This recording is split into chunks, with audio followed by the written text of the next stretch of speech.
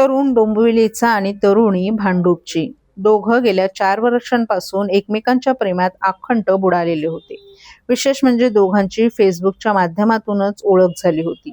दररोज बोलणं व्हायचं, कधी कधी भेटणंही होत होतं. कधी आपुलकीने बोलायचे तर कधी भांडणं व्हायची.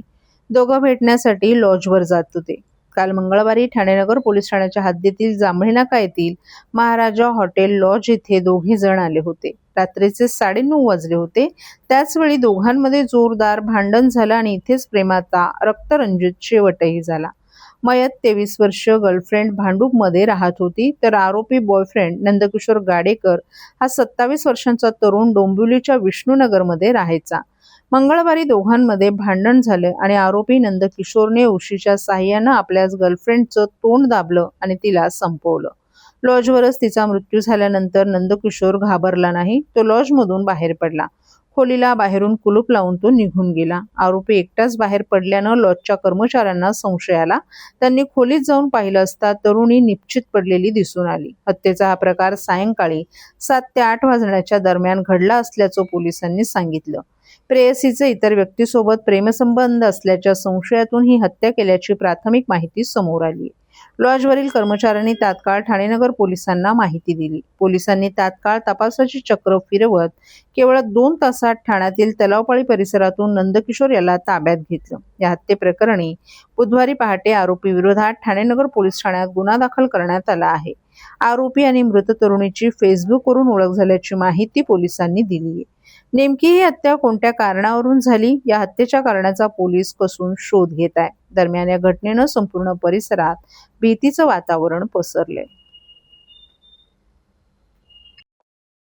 काल 21 तारखेला 3 वाजता टावर नाका महाराजा लॉजवर एक कपल त्यांनी एक रूम बुक केली होती.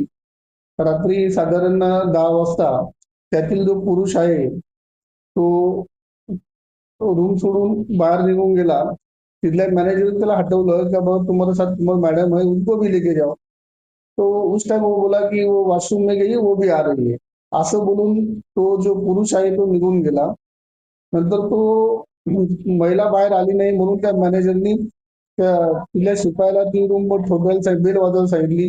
त्या बेलचा रिप्लाय येत नव्हता. आतून कोणी रूम खोलली नाही म्हणून मॅनेजर आणि तो शिपाई यांनी जाऊन ती रूम ढकलून आतमध्ये बघितलं असता एक महिला तिथं निश्चित पडली होती. नंतर त्यांनी तात्काळ पोलीस डायल 112ला कॉल केला. तिथे आपली बीट मार्शल गेली आणि त्या महिलेची काही हालचाल होत नव्हती. ती निश्चित पडली होती म्हणून त्यांनी पोलिसांची मदत मागितली. आम्ही स्वतः सदर ठिकाणी गेलो तर सदर ठिकाणी ती महिला मृत अवस्थेत होती. नंतर आम्ही तिथं मॅनेजरची चौकशी केली, त्यांचे आधार कार्ड घेतले, त्याच्यावरून तिची ओळख पटली. आरोपीचा शोध घेण्यासाठी आम्ही तात्काळ टीम रवाना केली आणि आपण त्यांचे एकंदरीत आम्ही आरोपीला पण शोध घेऊन त्याला ताब्यात घेतला आहे. त्याच्याकडे विचारपूस चालू आहे.